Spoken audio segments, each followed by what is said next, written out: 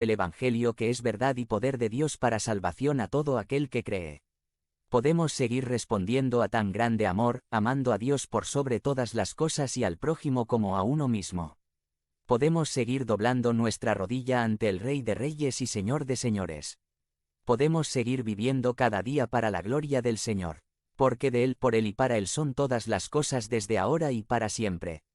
Amén. Conviértete en miembro del canal y sé un instrumento de la palabra de Dios. No dejes pasar esta oportunidad de impactar vidas. Haz clic en el enlace de la descripción ahora y ayúdanos a difundir la palabra de Dios.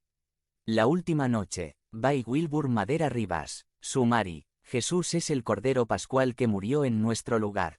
Seguramente todos los que estamos aquí, en algún momento de nuestras vidas hemos experimentado una última noche o una última cena, antes de algo importante o el inicio de una nueva etapa en nuestras vidas.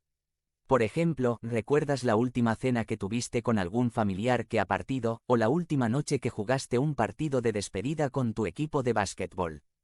O tu última noche con tu familia antes del día de tu boda, o como en mi caso, la última cena con mi familia antes de viajar al seminario de Orlando donde viviría por 3 años. Esa noche, mi madre hizo unos panuchos sabrosos y hubo un tiempo de palabras.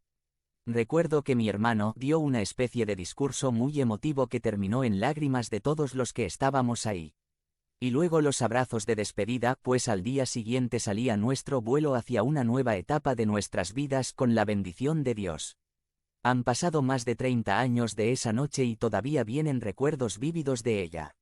Esas últimas noches de nuestras vidas, sin duda, dejan huellas indelebles en nuestros corazones. Pues algo así sucedió en la vida de los discípulos de Jesús, al punto que los 4 evangelios dejan el registro de esa última noche de Jesús con sus discípulos. Hoy recordamos esa última noche de Jesús con sus discípulos antes de la prueba más grande que enfrentaría para lograr nuestra reconciliación con Él. Padre, esa noche Jesús nos dejó claro que Él es el Cordero sacrificado en nuestro lugar. Jesús es el Cordero Pascual que murió en nuestro lugar. A Él le tocó sufrir para que nosotros podamos vivir. Él recibió el juicio para que nosotros seamos librera de condenación. Jesús es el Cordero de nuestra Pascua que murió en nuestro lugar. Nos basaremos en el recuento que hace de estos hechos el Evangelio de Marcos en su capítulo 14. Al leer el capítulo 14 en su totalidad, algo salta a la vista inmediatamente. Todo lo que Jesús enfrentó ese día no era algo que le tomaba por sorpresa. Jesús conocía todo lo que iba a acontecer. No fue algo accidental, sino se estaba cumpliendo algo ya programado. Y Jesús conocía perfectamente el programa de esa noche. Imagínate que sepas a ciencia cierta que mañana te va a pasar algo desagradable a ti o a tu familia y no solo.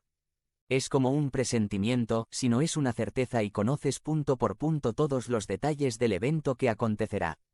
¿Cómo pasarías la noche anterior en la víspera del evento? ¿Qué pensamientos rondarían tu cabeza en esos momentos? Pero sabes, eso solo lo podemos imaginar porque te aseguro que nunca experimentarás algo así en tu vida. Nunca te sucederá que sepas anticipadamente lo que te va a acontecer con exactitud milimétrica. A lo sumo tendrás una idea general de las probabilidades, pero nunca algo como lo que vivió Jesús. Él conocía todo exactamente cómo iba a suceder. Por ejemplo, él sabía dónde iba a celebrar esa última Pascua con los discípulos y hasta pudo darles la ubicación y señales para llegar mejor que Google Maps. El lugar exacto y hasta las palabras exactas para que les concedieran el lugar dispuesto para esto. Jesús también sabía que sería traicionado por Judas. Cuando les dijo, allá en Marcos 14, 18, les aseguro que uno de ustedes que está comiendo conmigo me va a traicionar. ¿Te imaginas estar comiendo junto a aquel de quien sabes que ya te ha dado una cuchillada por la espalda y ha estado fingiendo todo este tiempo ser tu amigo? Jesús conoció lo que es ser traicionado. Jesús también sabía, al detalle, que Pedro, el discípulo más osado y arrojado, le negaría cobardemente esa misma noche. Aunque Pedro porfió de que él iría hasta la muerte por él, Jesús le predijo, lo que de hecho, sucedió, como dice Marcos 14. 30. Te aseguro, le contestó Jesús, que hoy, esta misma noche, antes de que el gallo cante por segunda vez, me negarás 3 veces. Jesús conocía todo el programa completo que debía cumplir al ser arrestado, por eso esa noche previa a sus sufrimientos atroces, hablaba con su Padre diciendo en Marcos 14. 36. Abba, Padre, todo es posible para ti. No me hagas beber este trago amargo, pero no sea lo que yo quiero, sino lo que quieres tú.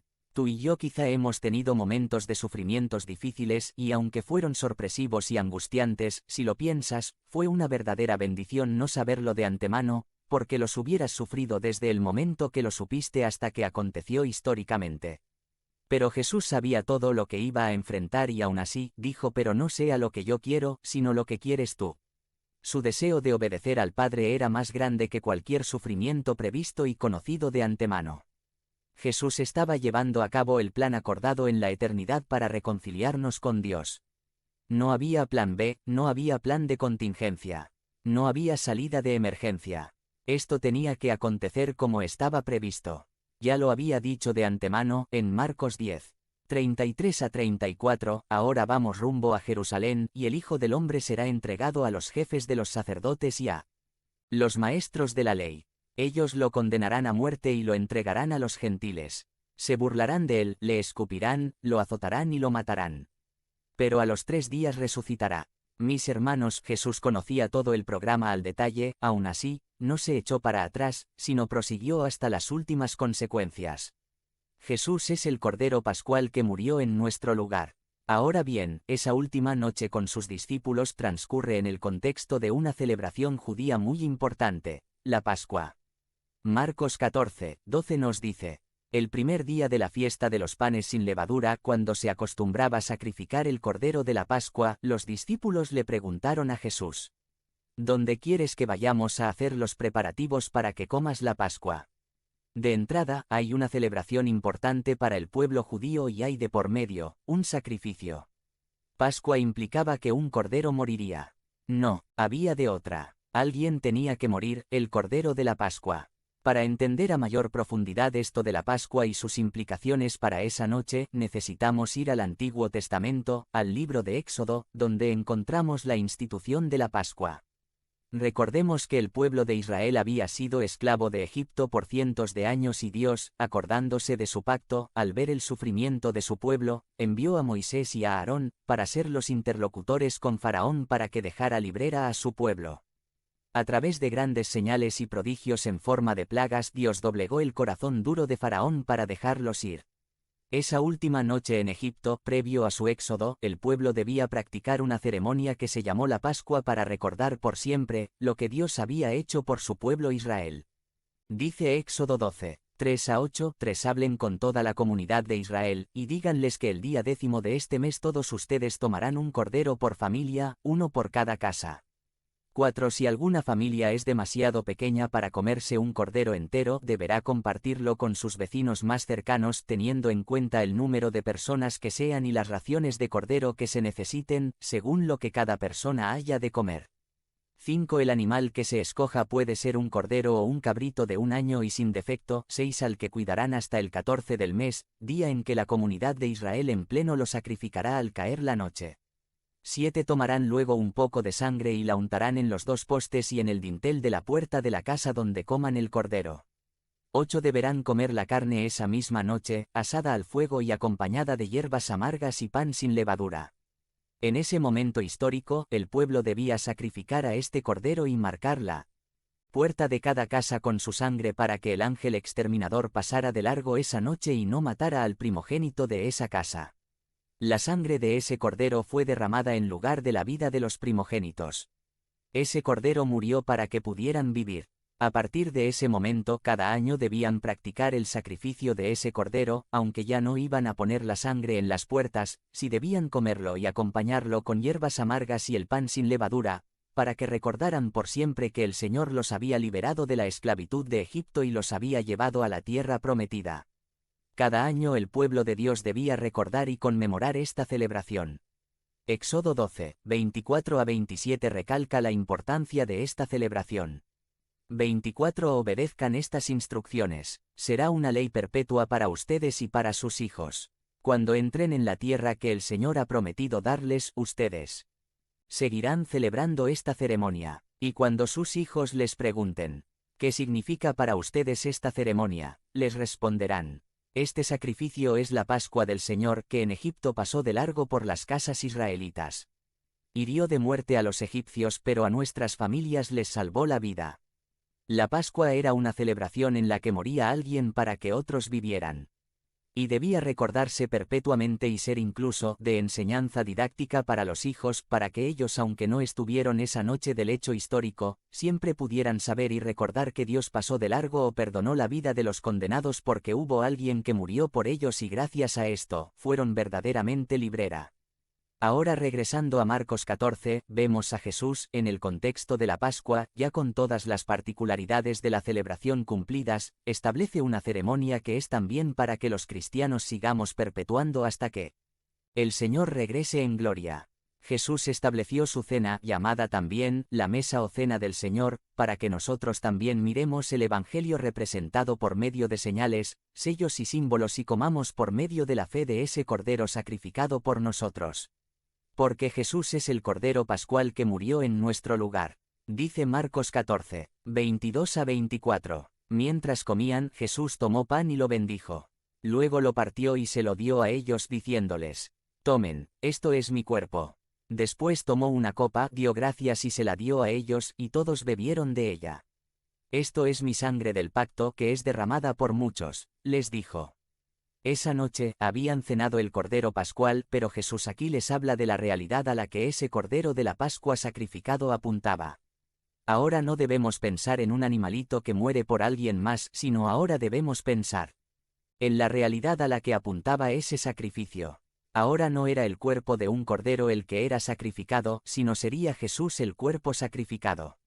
Ya no sería la sangre de un cordero la que haría que pasara de largo la muerte de los condenados, sino ahora sería la sangre de Cristo, el Cordero de Dios, la que nos libra de la condenación eterna.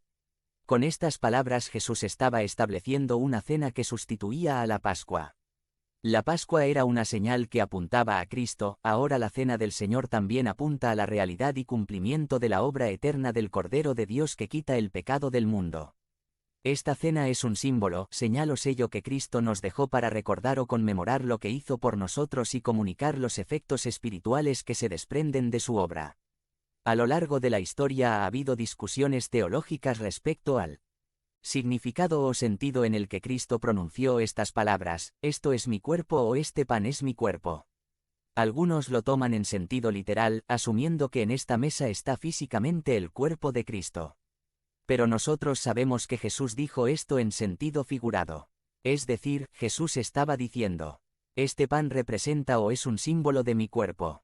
El mismo Cristo habló en otras ocasiones de esta manera diciendo: yo soy el pan de vida, o yo soy la puerta, o yo soy el camino. Todos estos son ejemplos de que Jesús usaba cotidianamente el lenguaje figurado para hablar de realidades espirituales. Además, de que se trata de un símbolo nos queda claro por la frase «haced esto en memoria de mí». Estando presente en la escena en ese momento, hizo una distinción entre el pan y el mismo al decir que este pan serviría para que los discípulos lo recordasen. El pan es un símbolo que apunta hacia Cristo y sirve para conmemorar a Cristo. Entonces, la cena que tenemos al frente es una cena de recuerdo, en un sentido, como lo fue la Pascua para los judíos. Jesús nos dejó su cena para que recordemos su obra, para que recordemos el Evangelio. Pero este recordatorio es muy distinto a todos los demás recordatorios. Cuando hacemos conmemoraciones generalmente pensamos en personas que ya no están con nosotros. Recordamos lo que hicieron, lo que dijeron, cómo nos trataron y cosas semejantes. Pero la cena del Señor es una conmemoración diferente porque no estamos recordando a alguien que ya no existe, sino a una persona que vive y reina para siempre. Y no solo eso, sino que es en una conmemoración en la que el conmemorado está presente, no físicamente, pero sí espiritualmente. Él está presente espiritualmente por medio del Espíritu Santo en nuestros corazones. Y a través de este sacramento, el creyente tiene verdadera comunión espiritual con el Cristo resucitado por medio del Espíritu Santo y nuestra alma es nutrida, alimentada y fortalecida por la gracia de Dios. Así que en la mesa experimentamos la presencia real y espiritual de Jesús en nuestros corazones al conmemorar este sacramento del pacto de gracia. Esta cena conmemora la obra de reconciliación con Dios realizada por el Cordero de Dios, el Cordero Pascual, eterno que es Cristo. ¡Qué hermosa es una reconciliación! Dos partes que estaban divididas o enemistadas finalmente se unen y viven de nuevo en armonía. La Biblia nos habla de reconciliaciones